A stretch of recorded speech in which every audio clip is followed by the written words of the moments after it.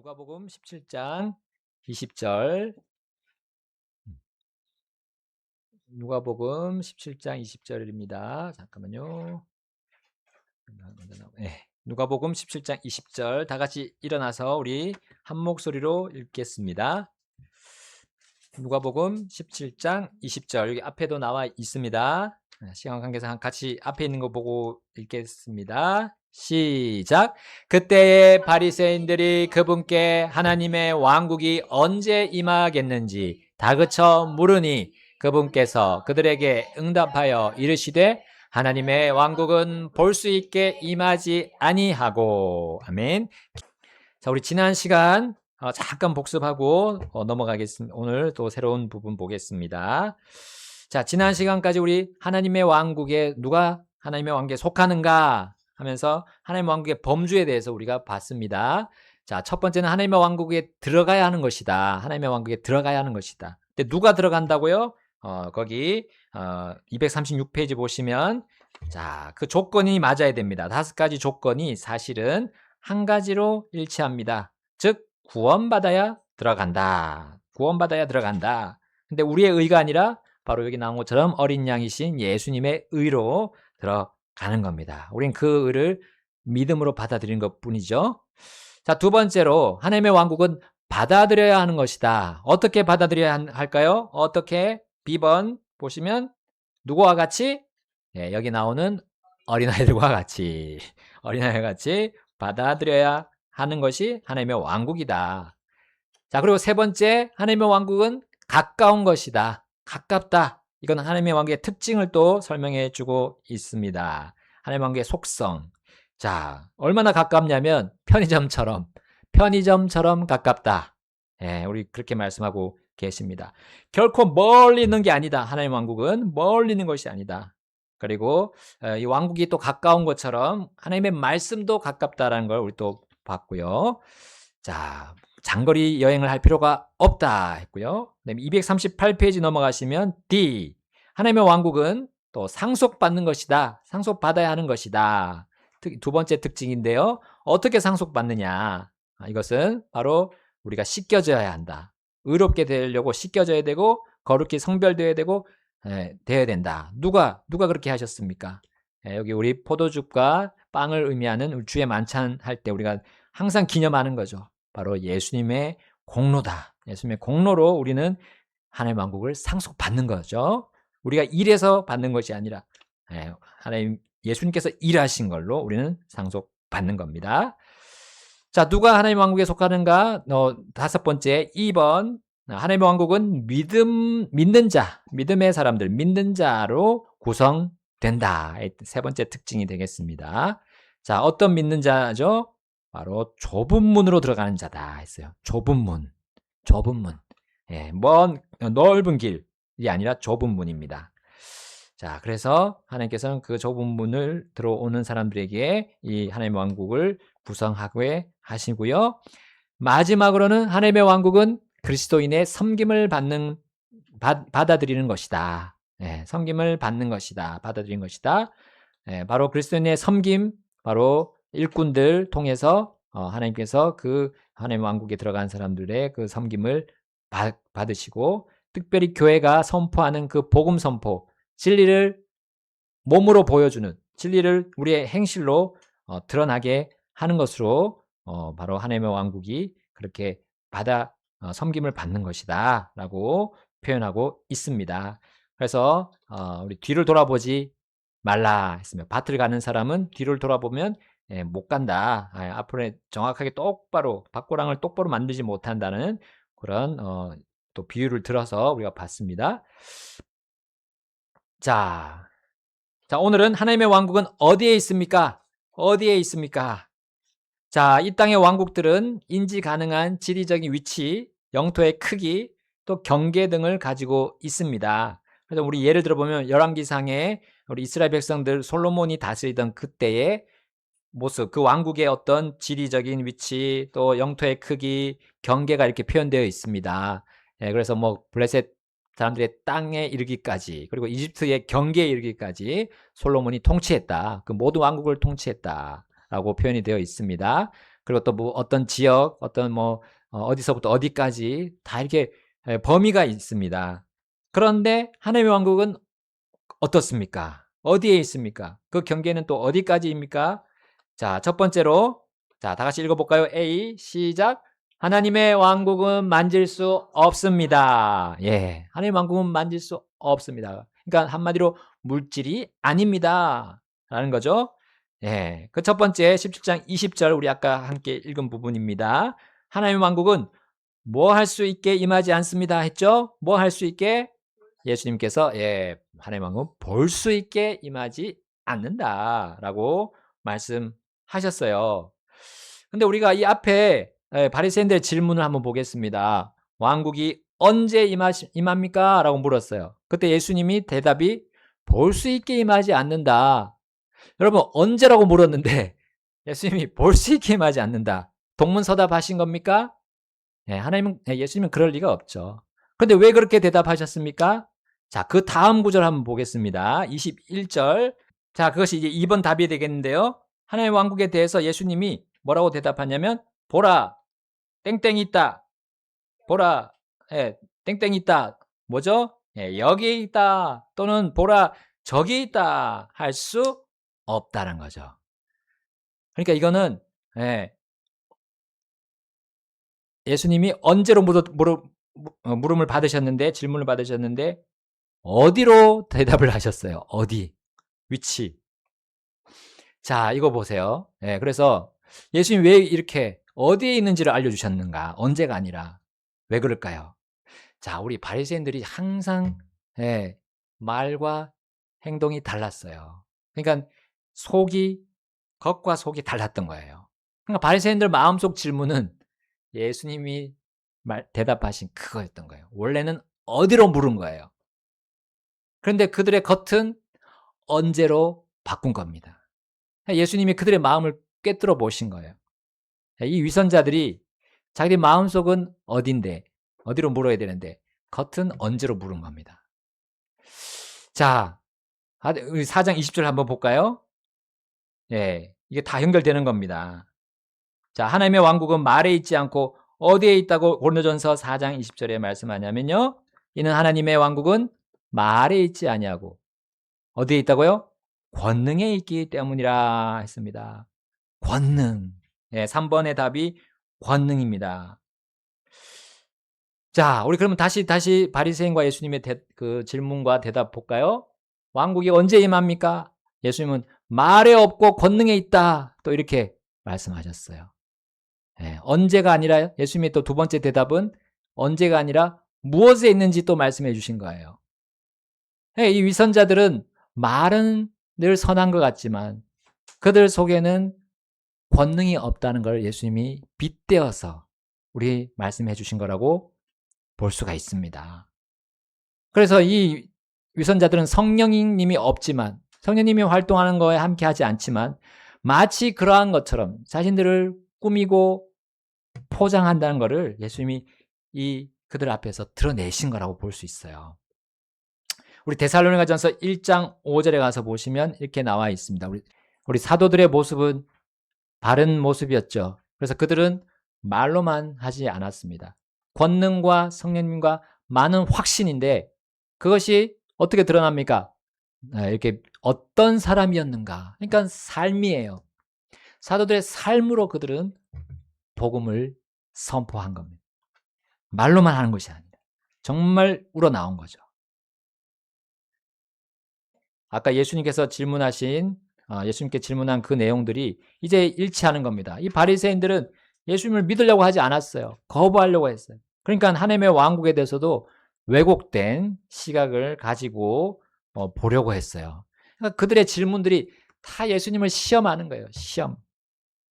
시험하고 그분을 넘어뜨리려고 했지만 예수님께서는 그걸 밝히신 겁니다. 자, 그들이 진짜 알아야 될 것이 무엇인지를 알려주신 거고요. 우리 4번 넘어가서 240페이지 4번 넘어가서 또 보겠습니다. 이제 예수님께서 빌라도의 법정으로 재판정으로 들어가는 그때입니다. 그래서 빌라도와 예수님의 또 대화가 나옵니다. 여기 보시면 빌라도가 처음에 네가 유대인들의 왕이냐 물었어요. 예수님이 뭐라고 답하셨죠?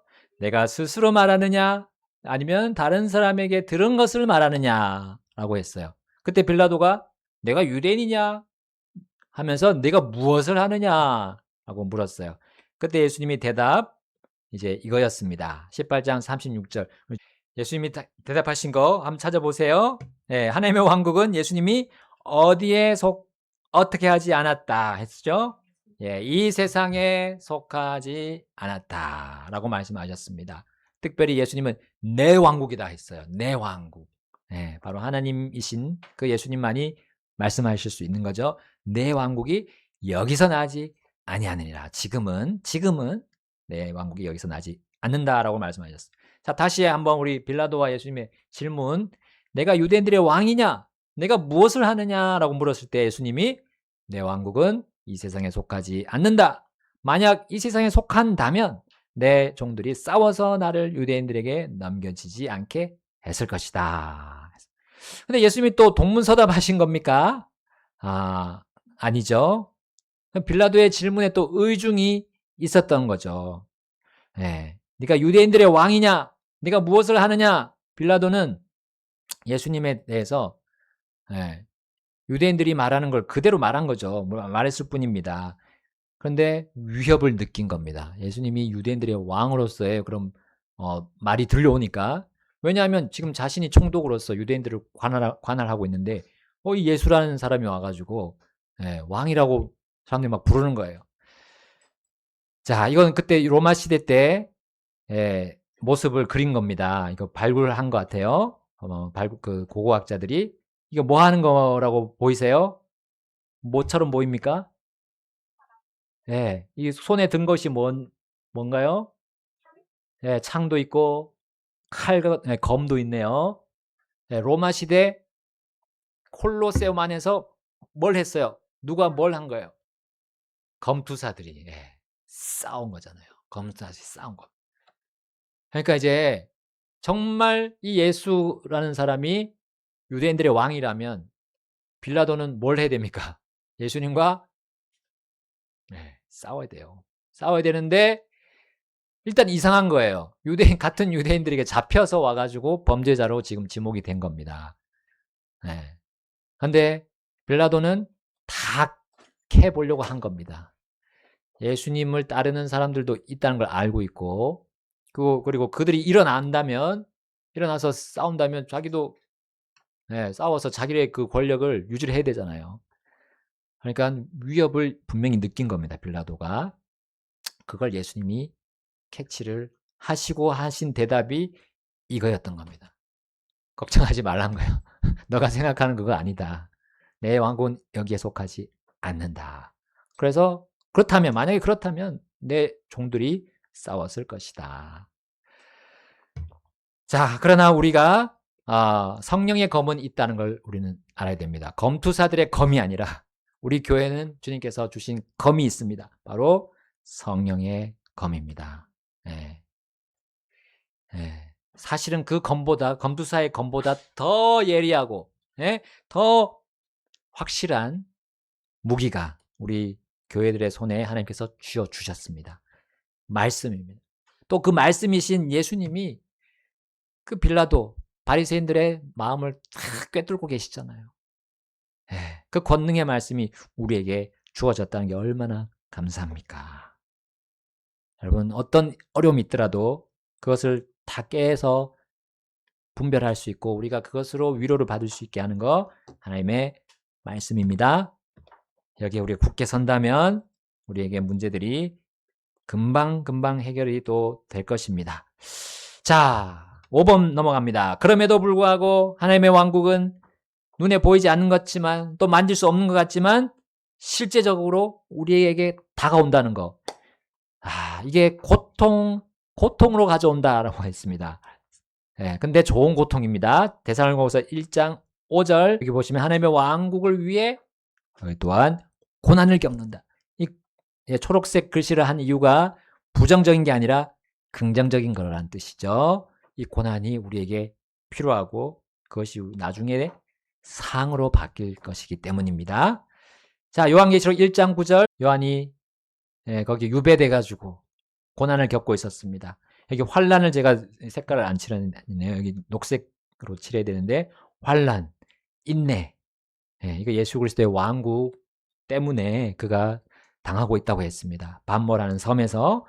그러나 그리스도의 증언을 그가 계속 멈추지 않고 했기 때문에 이렇게 고난을 당하고 있었습니다.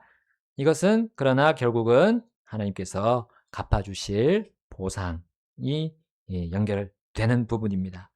자, 이것이 바로 하나님의 왕국이 실제적이고 실질적인 고통을 가져오는데 실제적으로 있다는 거예요. 분명히 존재한다는 것을 우리에게 또 보여주는 하나의 예가 되겠습니다. 의로 인하여 받는 바로 그 하나님의 왕국이 실제적인 고통을 가져오는 그 예로서 예수님이 말씀하신 거죠. 자, 다 같이 한번 읽어보겠습니다. 시작. 의로 인하여 핍박받는 자들은 복이 있나니 이는 하늘의 왕국이 그들의 것이기 때문이라. 아멘. 예, 바로 의로 인하여 받는 뭐죠? 핍박입니다. 핍박. 자, 핍박받은 것이 복인데 왜냐하면 하늘의 왕국이 그들의 것이기 때문이다. 하늘의 왕국을 받았기 때문에 핍박조차도 의로 인한 핍박조차도 우리에게 좋은 것이다 라고 말씀하시고 긍정적인 것이다 라고 말씀합니다. 자, 사도행전 14장 22절. 자, 많은 무엇을 거쳐서 그 왕국에 들어간다고요? 환난. 네, 환난. 네, 많은 환난이라 했습니다. 많은 환난.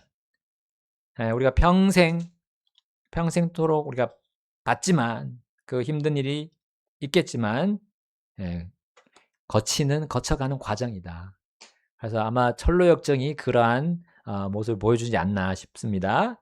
수련회 때 또 그 부분을 또 상기하면서 하는 시간이 또 있을 것입니다. 우리 B 다 같이 읽어보겠습니다. B 시작.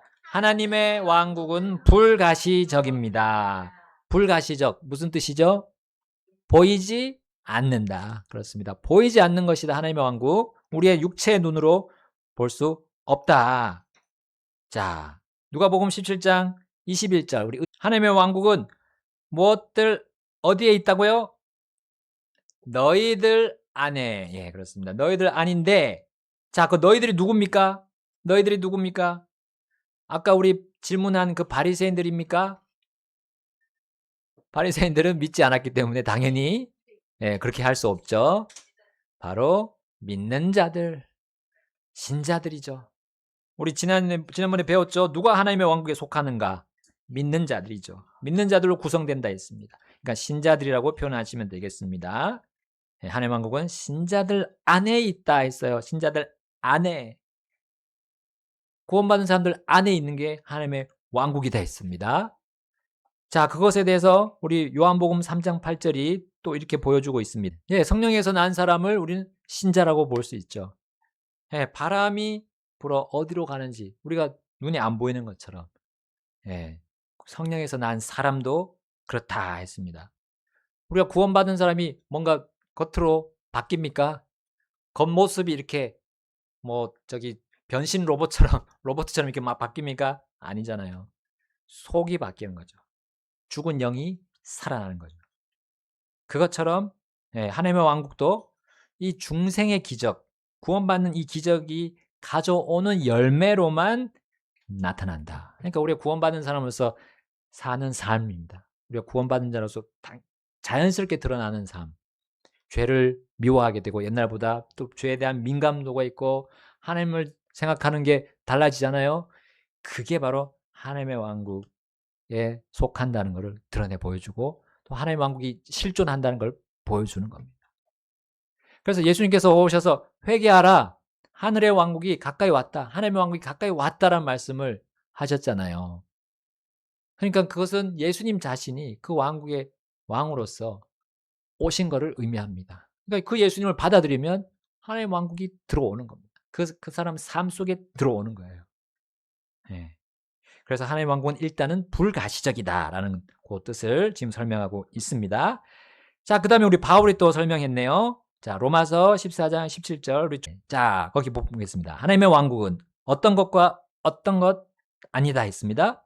먼저 먹는 것과 마시는 것이 아니다. 그렇습니다.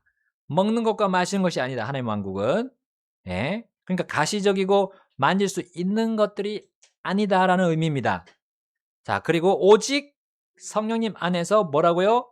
의와 화평과 기쁨이다. 예, 이게 우리 성령님 안에 있는 우리 구원받은 사람들이 그 성령님과 함께 살 때 겉으로 나오는 그 의, 화평, 기쁨.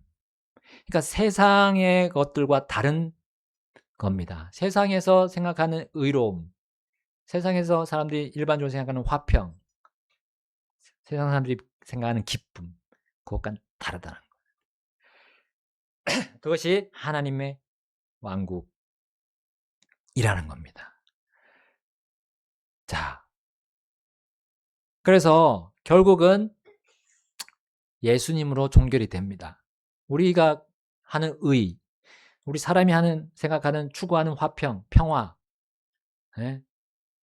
우리가 또 생각하는 기쁨이 아니라, 사람의 그런 어떤 본성적인 그런 것이 아니라 거듭난 사람 속에 계시는 바로 예수님입니다. 예수님께서 드러내는 예수님의 의가 되겠고, 예수님의 화평이 되고, 예수님의 기쁨이 하나님의 왕국 그 자체라고 여러분 생각하시면 되겠습니다. 자, 요한복음 15장 26절. 진리의 영이 누구십니까? 앞에 나온 14장 17절 앞에서 나온 여기 성령님이죠. 성령님이 누구를 증언하신다고요? 예수님을 증언합니다. 여기 나는 예수님이죠. 그래서 우리가 예수님을 계속 강조하는 이유가 하나님의 왕국의 그 실체 자체가 예수님이시라고 여러분 생각하시면 됩니다. 예수님이시다. 예수님의 의가 아니면 우리 삶이 의로울 수가 없어요. 예수님이 주시는 그 화평이 아니면 우리의 삶이 화평일 수 없어요. 예수님이 추구하시는 기쁨이 우리 삶에 없다면 우리의 삶도 기쁘지 않습니다.